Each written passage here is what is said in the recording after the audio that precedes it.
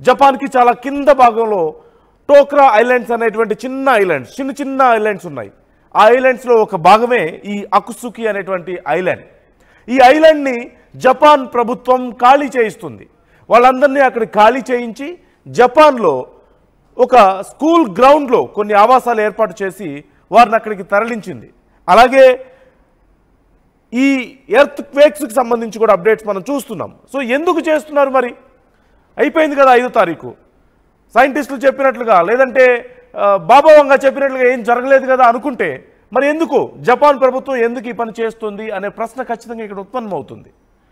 So ఖచ్చితంగా Japan ప్రభుత్వానికి ఇంకా భయం ఉంది, భూకంపాల భయం ఇంకా ఉంది. అలాగే ఇప్పుడిప్పుడే కొంత సునామీ వచ్చే అవకాశాలు లేవు ఇక అనేటువంటి కొంత కాన్ఫిడెన్స్ జపాన్ గవర్నమెంట్లో పెరుగుతున్నట్లుగా తెలుస్తోంది. అంటే 5 వరకు పర్లేదు, రిక్టర్ స్కేల్ మీద 4.5 నుంచి 5.5 వరకు కూడా ఇబ్బంది లేదు. కానీ అంతకు మించి 6, 7 గనక రిక్టర్ స్కేల్ మీద నమోదైతే, తీవ్రతతో గనక భూకంపం ఒకటి సంభవిస్తే ఖచ్చితంగా సునామీ వచ్చేటువంటి అవకాశాలు ఎక్కువగా ఉన్నాయని భయం ఎక్కువ ఉంది. ఈ నేపథ్యంలో 5వ తారీఖు గడిచిపోయింది కాబట్టి ఇక సేఫ్గా ఉన్నాం అనుకోవడానికి లేదు. ఖచ్చితంగా జపాన్ ఇంకా భూకంపాల భయంతో వణికిపోతోంది. జపాన్ ప్రజలు ఇంకా భయంతోనే ఉన్నారు. జపాన్ ప్రభుత్వం కూడా ఆ అలర్ట్ నుంచి ఇంకా బయటికి రాలేదు. అదే భయంతో జపాన్ ప్రభుత్వం కూడా ఇంకా చర్యలు తీసుకుంటోంది. దానికి ఒక ఎగ్జాంపులే అకుసుకి అనేటువంటి ఈ టోక్రా ఐలాండ్స్లో భాగమైనటువంటి అకుసుకి ఐలాండ్ నుంచి 89 మందిని ఖాళీ చేయించి ఇతర ప్రాంతాలకు తరలించడం. ఇక్కడ మరొక ముఖ్యమైన అంశం, ఇలాంటి చిన్న ఐలాండ్స్, ఈ టోక్రా ఐలాండ్స్ పరిసర ప్రాంతాల్లో ఇలాంటి చిన్న ఐలాండ్స్ చాలా ఉన్నాయి. 10,000కు పైగా ద్వీపాలు ఉన్నాయి. ఇక్కడ చిన్న ఐలాండ్స్ ఉన్నాయంటే అర్థం చేసుకోవచ్చు అక్కడ ఎంత ఇంపాక్ట్ చూపించే అవకాశం ఉంది అనేది. ఈ చిన్న ఐలాండ్స్లో ప్రత్యేకంగా చర్యలు తీసుకోవడం కష్టం కాబట్టి అక్కడ ఉన్నటువంటి ప్రజలను చాలా ముఖ్యమైనటువంటి ప్రాంతాల్లో ఎక్కడైతే ఇంపాక్ట్ ఎక్కువగా ఉంటుందో అక్కడి నుంచి ఖాళీ చేయిస్తున్నట్లుగా తెలుస్తుంది. ఒక్కసారి అసలు జపాన్కి ఈ సమస్య ఎందుకు వస్తుంది ఫ్రీక్వెంట్గా అనేటువంటి ప్రశ్న ఇక్కడ అందరికీ ఉత్పన్నమవుతుంది. అలాగే అసలు ఈ టోక్రా ఐలాండ్స్ ఏంటి, జపాన్లో ఈ అకుసుకి ఐలాండ్ ఏంటి, అక్కడ ఆ పరిసరాల్లో పరిస్థితులు ఎలా ఉంటాయి అనేది చాలా కీలకమైనటువంటి ప్రశ్నలు. ప్రజలకు కూడా ఇవన్నీ చాలామందికి వస్తూనే ఉంటాయి. జపాన్కి భూకంపాలు కొత్త కాదు. మొత్తం ఇక్కడ ఈ చిన్న ఐలాండ్స్, టోక్రా ఐలాండ్స్ దగ్గర చిన్నగా 10,000కు పైగా ద్వీపాలు, ఓవరాల్గా జపాన్లో చూస్తే 10,000కు పైగా చిన్న ద్వీపాలు ఉన్నాయి. అండ్ జపాన్లో 80% పూర్తిగా పర్వత ప్రాంతం ఉంది. అలాగే మరోవైపు చూసినట్లయితే 111 యాక్టివ్ వోల్కనోస్, అంటే ఏ క్షణంలో పేల్తాయో తెలియని, ఏ క్షణంలో ఎరప్షన్ జరుగుతుందో తెలియని భయంకరమైనటువంటి ఒక వోల్కనో పేలితే ఆ ప్రాంతం అంతా కూడా నాశనం అయిపోతుంది. ఆ చుట్టుపక్కల కొన్ని 100 కిలోమీటర్ల వరకు కూడా ఆ యాషెస్ కానీ లేదంటే ఆ హీట్ కానీ ఆ లావా కానీ స్ప్రెడ్ అయ్యే అవకాశాలు కూడా ఉంటాయి ఎరప్షన్ ఇంటెన్సిటీని బట్టి. సో అలాంటి డేంజరస్ వోల్కనోస్, యాక్టివ్ వోల్కనోస్ 111 ఉన్నాయంటే అర్థం చేసుకోవచ్చు జపాన్ పరిస్థితి. ఓవైపు ఏమో మొత్తం పర్వత ప్రాంతం ఎక్కువగా, మరోవైపు ఏమో యాక్టివ్ వోల్కనోస్ ఎక్కువగా ఉన్నాయి. సో ఈ పరిస్థితుల్లో అతి ముఖ్యమైనటువంటి అంశం ఇక్కడ ఈ భూఫలకాలు ఏవైతే ఉన్నాయో, టెక్టోనిక్ ప్లేట్స్ ఏవైతే ఉన్నాయో ఇవి ప్రధానంగా పెద్ద సమస్యగా మారుతూ ఉంటుంది. ఈ భూఫలకాలు అంటే పైకి చూడడానికి భూమి సమాంతరంగా కనిపించినప్పటికీ కూడా, ఒక ఏరియాలో భూమి సమాంతరంగా కనిపించినప్పటికీ కూడా ఈ లోపల ఈ రాళ్ళు ఏవైతే ఉంటాయో, రాళ్ళు కానీ బలమైనటువంటి సున్నపు రాళ్ళు కానీ ఇతర ఈ స్టోన్ మెటీరియల్ అంతా కలిసి ఆ హీట్ వల్ల బలమైనటువంటి ఫలకలుగా ఏర్పడుతుంది, ప్లేట్స్గా ఏర్పడుతుంది.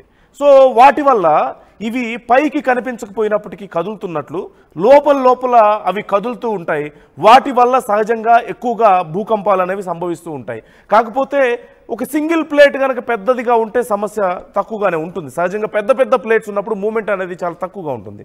కానీ ఎప్పుడైతే ఈ చిన్న ఐలాండ్స్ మనం ఇప్పుడు జపాన్లో చూస్తున్నాం, చిన్న ఐలాండ్స్ ఉన్నాయో అక్కడ వీటి మూమెంట్ చాలా ర్యాపిడ్గా ఉంటుంది. వాటి వలన చాలా ఫ్రీక్వెంట్గా జపాన్కి ఈ భూకంపాలు అనేవి సంభవిస్తూ ఉంటాయి. మరోవైపు పర్వత ప్రాంతాలు ఎక్కువగా ఉండడం వల్ల కూడా ఇదొక పెద్ద సమస్యగా మారింది.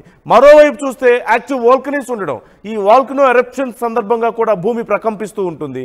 వీటి వల్ల కూడా ఈ భూకంపాలు సంభవించే అవకాశం ఎక్కువగా ఉంటుంది. So this is the basic reason. జపాన్లో భూకంపాలు సంభవించడానికి this is the basic reason. So భూకంపాలు అనేవి జపాన్కి కొత్త ఏమి కాదు. ఇవేవి భూకంపాలు కొత్త ఏం కాదు జపాన్కి. కాకపోతే ఇంటెన్సిటీ ఆఫ్ ఈ ఎర్త్ క్వేక్స్ అనేది చాలా ముఖ్యమైనటువంటి అంశం. మరోవైపు ఇప్పటికే చాలా వరకు ఈ చిన్న చిన్న ఐలాండ్స్ నుంచి ప్రజల్ని సురక్షిత ప్రాంతాలకు తరలిస్తున్నారు. మనం స్క్రీన్ మీద చూస్తున్నాం. ఈ చిన్న ఐలాండ్ అకుసుకి అనేటువంటి ఐలాండ్ నుంచి తరలించినటువంటి ప్రజలను ఒక స్కూల్ గ్రౌండ్కి తరలించి వాళ్ళకి అక్కడే పునరావాసం ఏర్పాటు చేస్తున్నారు. వాళ్ళకి సంబంధించిన డీటెయిల్స్ తీసుకుంటున్నారు. మనం విజువల్స్లో చూస్తున్నాం. RTV మీకు ఎక్స్క్లూజివ్గా చూపిస్తుంది.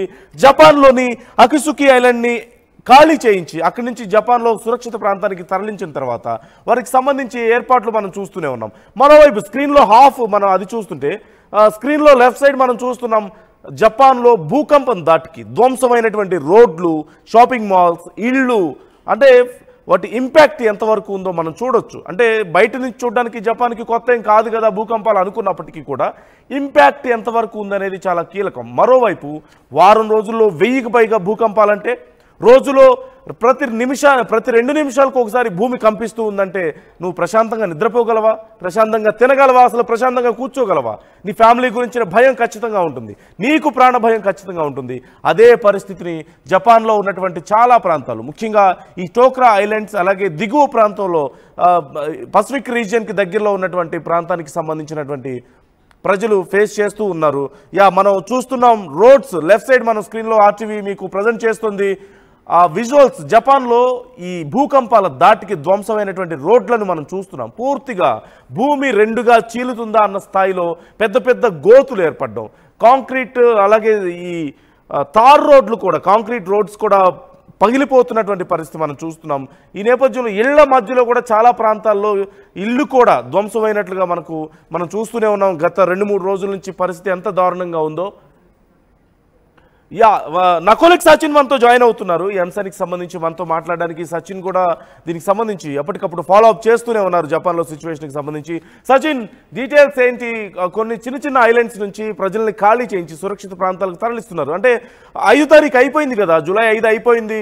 సైంటిస్టులు ఏదో అనుకున్నారు, బాబా వంగ ఇంకేదో చెప్పారు, ఈ 2 మ్యాచ్ అయినాయి, ఇంకా పెద్ద ప్రళయం రాబోతుంది అందరూ అనుకున్నారు. కానీ కొద్దిపాటి ఇంపాక్ట్, అంటే కంపేరిటివ్లీ కొద్దిపాటి ఇంపాక్ట్తోనే జపాన్ తప్పించుకుంది. కానీ ఇంకా ఎందుకని గవర్నమెంట్ ఈ చర్యలన్నీ తీసుకుంటుంది? అంటే ఇంకా ఆ భయం ఉందా? ఇంకా మరింత నష్టం జరిగే అవకాశం ఉందా? మరి ముఖ్యంగా జపాన్కి సంబంధించి మాట్లాడుకునే క్రమంలో గత 24 గంటల్లోనే 200కు పైగా భూకంపాలు సంభవించాయి. జపాన్ డేటా ప్రకారం, ఈ అఫీషియల్ డేటాని మనం మార్నింగ్ కూడా చూపించడం జరిగింది. ఇంకా చెప్పాలంటే మనం మాట్లాడుకుంటున్న క్రమంలోని రిమెంబర్ ఇంకో బిగ్ బ్రేకింగ్ న్యూస్ కింద చెప్పుకోవాలి. ఎందుకంటే 8:42 8 గంటల 35 నుంచి 8:42 లోపు ఏకంగా 4.3, 4.9 అంటే దాదాపుగా వచ్చింది. స్వయంగా జపాన్ చెబుతున్నమాట.